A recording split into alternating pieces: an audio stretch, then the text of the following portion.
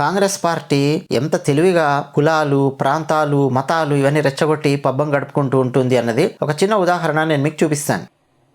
ఇలా ముందుగా బేషరతుగా క్షమాపణ చెప్పాలి. చనిపోయినటువంటి కళాకారుడు గద్దార్ గారికి, గద్దార్కు కారు కొనిచ్చినా అని చెప్పి చనిపోయిన వ్యక్తుల గురించి మాట్లాడడమే అప్రస్తుతం.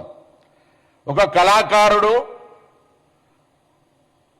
ఒక భావజ్వాల వ్యాప్తికి సంబంధించిన వ్యక్తి చనిపోయి అమరుడై అతన్ని మేము ఈరోజు తెలంగాణ ఉద్యమానికి సంబంధించినటువంటి ప్రజాస్వామికవాదిగా ఆయనను గౌరవించుకునే సందర్భంలో ఆయన కారు కొట్టించిన అని చెప్పి ఈరోజు నేను తెలంగాణలో ఉన్నటువంటి అన్ని దళిత వర్గాలు ఒకసారి ఆలోచన చేయాలి. ఆయన అహంకారం ఇయ్యాల కూడా. పవన్ కళ్యాణ్ గారు గద్దర్ అన్న గురించి మాట్లాడుతూ, నాకు గద్దర్ అన్నతో ముందు నుంచే పరిచయం ఉంది, ఈ రోజు కొత్తగా ఉన్న పరిచయం కాదు. చిన్నప్పటి నుంచి నేను గద్దర్ అన్న పాటలు చూస్తూ పెరిగాను. ఖుషి సినిమా రిలీజ్ అయ్యి అది హిట్ అవ్వగానే గద్దర్ అన్న చిరంజీవి అన్నయ్యకు ఫోన్ చేశారు. చిరంజీవి అన్నయ్య నాకు ఫోన్ చేసి, అరే గద్దర్ ఇంకోసం చూస్తూ ఉన్నారు, కలవాలని చెప్పి అనుకుంటూ ఉన్నారు అని చిరంజీవి అన్నయ్య చెప్పారు. ఆ సందర్భంలో నేను కలిశాను. అప్పుడు గద్దర్ అన్న నాతో మాట్లాడారు. తాకట్టులో భారతదేశం అనే అంశాన్ని ఖుషి సినిమాలో ఒక సీన్ లో మేము చూపించడం జరిగింది. అది చూసి ఆ సినిమా చూసిన పిల్లలు కొంతమంది గద్దర్ అన్నకు చెప్పారు.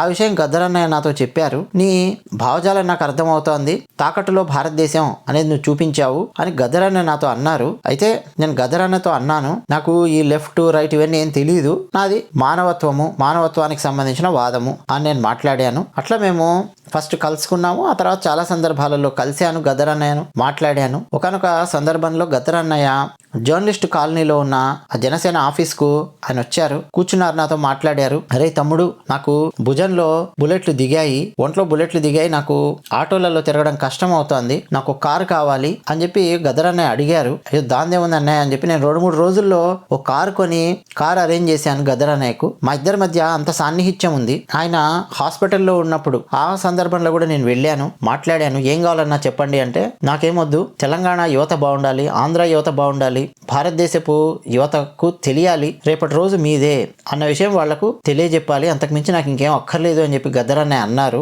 అదే పేపర్ మీద రాసుకున్నాం, తర్వాత ఆడియో ద్వారా రిలీజ్ చేయడం జరిగింది అని పవన్ కళ్యాణ్ గారు గద్దర్ గారితో ఉన్న సాన్నిహిత్యాన్ని ఆయన గుర్తు చేసుకుంటూ సూటిగా ప్రశ్నించారు. ఏమని అంటే, గద్దర్ అన్నయ్య బతికున్నప్పుడు మీరంతా ఎక్కడున్నారు అని పవన్ కళ్యాణ్ గారు తెలంగాణలో ఉండే కాంగ్రెస్ నేతలను, తెలంగాణలో ఉండే టీఆర్ఎస్ నేతలను అందరినీ ప్రశ్నించారు. గద్దర్ అన్న బతికున్నప్పుడు ఎక్కడున్నారు మీరందరూ, ఇప్పుడు ఏదో తెగ మాట్లాడుతున్నారు గద్దర్ అన్నయ్య గురించి అని చెప్పి పవన్ కళ్యాణ్ గారు గట్టిగానే చురకలంటించారు. దానికి పొన్నం ప్రభాకర్ గారు, మంత్రి గారు, తెలంగాణ కాంగ్రెస్ మంత్రి గారు, ఫస్ట్ నేను ఆడియో ప్లే చేశాను చూడండి, ఆయన కౌంటర్ ఇస్తూ మాట్లాడారు. ఇగో మళ్ళీ ప్లే చేస్తాను వినండి. ఆ గద్దర్ అన్నకు సంబంధించిన కాంటెక్స్ట్ వచ్చినప్పుడు ఏం మాట్లాడారు పొన్నం ప్రభాకర్ గారు అన్నది వింటే మీకు అర్థం అవుతుంది. ఇక్కడ కులాలు ఎందుకు వచ్చాయండి? పవన్ కళ్యాణ్ గారు గద్దర్ గారి కులం గురించి మాట్లాడారా? కులానికి సంబంధించి ఏమన్నా తీసుకొని వచ్చి ఏమన్నా అవమానకరమైన వ్యాఖ్యలు చేశారా? అసలు కులం ఎక్కడొచ్చిందండి? అంటే కాంగ్రెస్ పార్టీ ఎలా పబ్బం గడుపుకుంటుంది, కులాలు, మతాలు, అందుకే సూడో సెక్యులరిజము ఇవన్నీ చూశారు కాబట్టి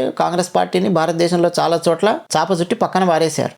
అంటే మెల్లిగా తెలంగాణలో ఉండే దళిత సోదరులను రెచ్చగొడుతూ ఉన్నారు పొన్నం ప్రభాకర్ గారు. ఆయన కారు కొట్టించిన అని చెప్పి ఈరోజు నేను తెలంగాణలో ఉన్నటువంటి అన్ని దళిత వర్గాలు ఒకసారి ఆలోచన చేయాలి. ఆయన అహంకారం ఇయ్యాల కూడా. నేను తెలంగాణలో ఉన్నటువంటి అన్ని దళిత వర్గాలు ఒకసారి ఆలోచన చేయాలి. ఆయన అహంకారం ఇయ్యాల కూడా. నేను తెలంగాణలో ఉన్నటువంటి అన్ని దళిత వర్గాలు ఒకసారి ఆలోచన చేయాలి. ఆయన అహంకారం ఇయ్యాల కూడా. దళితులు మీరు చూసుకోండి, ఇదిగోండి ఎలా మాట్లాడుతున్నారో చూడండి, దళిత సోదరులు గమనించాలి అట. మరణించిన వ్యక్తి గురించి ఏం మాట్లాడారు? గద్దర్ గారి గురించి ఏం మాట్లాడారు? గద్దర్ గురించి ఏమైనా తప్పుగా మాట్లాడారా పవన్ కళ్యాణ్? చెప్పండి, గద్దర్ గురించి ఏమైనా నీచంగా మాట్లాడారా? మాట్లాడలేదు కదా. అంటే ఇప్పుడు కాంగ్రెస్ పార్టీ వాళ్ళు కమ్యూనిస్టులతో కలిసిమెలిసి తిరుగుతున్నారు కాబట్టి గద్దర్ గారికి సంబంధించి తమ అకౌంట్లో వేసుకోవాలని చెప్పి తెగ ఉబలాట పడుతూ ఉన్నారు. కమ్యూనిస్టుల ఓట్లు ఇంకా ఊళ్ళల్లో ఉంటాయి కాబట్టి, కమ్యూనిస్ట్ పార్టీ మీద అభిమానం ఉన్నటువంటి వాళ్ళు ఉంటారు కాబట్టి తెలంగాణలో, వాళ్ళ ఓట్ల కోసం కాంగ్రెస్ పడుతున్నటువంటి పాటలు తెలుసు మనకు. అసలు ఓట్లు లేదు, ఏమీ లేదు, నిజంగా గద్దర్ గారి పట్ల ప్రేమ చూపించినటువంటి వ్యక్తి పవన్ కళ్యాణ్ గారు. అది ఆయన చెప్తున్నారు పవన్ కళ్యాణ్ గారు. దానికి ఏమైనా కౌంటర్ ఇవ్వగలిగితే ఇవ్వు. లేదు గద్దర్ బతుకున్నప్పుడు మేము ఇది చేశాము, మేము ఫలానా చేశాము, ఫలానా జరిగింది అంటే దానికి కౌంటర్ అంటారు. అలా కాకుండా మెల్లిగా దళితులను రెచ్చగొట్టే ప్రయత్నం చేస్తున్నారు పొన్నం ప్రభాకర్ గారు. ఎందుకంటే గద్దర్ గారి కులం దళిత కులం కాబట్టి, నాకు తెలిసి మాల ఆయన కులం కాబట్టి మెల్లిగా ఇదిగో గద్దర్ అన్న బతుకున్నప్పుడు ఈయన కారు కొనిచ్చిందంట చూడండి, చనిపోయిన వ్యక్తిని ఎలా అవమానిస్తున్నాడో అని చెప్పి డైలాగులు వేస్తున్నారు. అవమానం ఎక్కడ చేశారండి? రెస్పెక్ట్ ఇచ్చానంటున్నారు. నన్ను ఒరేయ్ అని చెప్పి మనసారా పిలిచినటువంటి వ్యక్తి గద్దరన్నయ్య. అంత సాన్నిహిత్యం ఉండేది, ఒరేయ్ తమ్ముడు అని చెప్పి నన్ను పిలిచేవారు అని పవన్ కళ్యాణ్ గారు ఎలాంటి భేషజాలు లేకుండా ఆయన మాట్లాడుతున్నారు గద్దర్ గారి గురించి. ప్రేమ కనిపిస్తుంది పవన్ కళ్యాణ్ గారు మాట్లాడే మాటల్లో. అఫ్ కోర్స్ అండి, పర్టికులర్గా మీరు నన్ను అడిగారు అనుకోండి, నాకు అసలు ఆ భావజాలం అనేది నచ్చదు. చాలా ఓపెన్గా చెప్తున్నా. గద్దర్ గారు కానీ వాళ్ళ భావజాలం నాకు నచ్చదు. విద్యార్థులను, చాలామంది యువతి యువకులను అడవి బాట పట్టించినటువంటి ఆ భావజాలము అది భారతదేశపు రాజ్యాంగ స్ఫూర్తికి వ్యతిరేకమైన భావజాలము అని చెప్పి నేను నమ్ముతాను. నేను కాన్స్టిట్యూషన్ నమ్ముతాను కాబట్టి గద్దర్ గారి భావజాలాన్ని నేను నమ్మను. బట్ పవన్ కళ్యాణ్ గారి ఆలోచన విధానము గద్దర్ గారి పట్ల వాళ్ళిద్దరి మధ్య సాన్నిహిత్యం గురించి మాత్రం మాట్లాడుతున్నా. అది సహజంగా ఉన్నటువంటి ఒక అద్భుతమైన సాన్నిహిత్యం. అది పవన్ కళ్యాణ్ గారు పంచుకున్నారు. దాన్ని మెల్లిగా తప్పుపట్టే ప్రయత్నం ఎలా చేయొచ్చు? అరే మేము ఇది చేసాం గద్దర్ గారు బ్రతికున్నప్పుడు అని చెప్పండి. గద్దర్ గారు మరణించాక ఆయన పేరు మీద అవార్డు పెట్టాము ఇవన్నీ చెప్పొచ్చు వీళ్ళు. అదే ఊళ్ళల్లో ఉన్నటువంటి కమ్యూనిస్టు పార్టీ మీద అభిమానం ఉన్న యువతి యువకుల ఓట్లు దండుకోవడానికి మీరు ఈ పని చేశారు అన్నటువంటి విమర్శ ఉంది కాంగ్రెస్ మీద. బతికున్నప్పుడు ఏం చేశారు చెప్పండి? అసలు గద్దర్ మీద కాల్పులు జరిపితే ఎవరు గద్దర్ గారి ఒంట్లో బుల్లెట్లు దింపారో పట్టుకున్నారా ఇంతవరకు?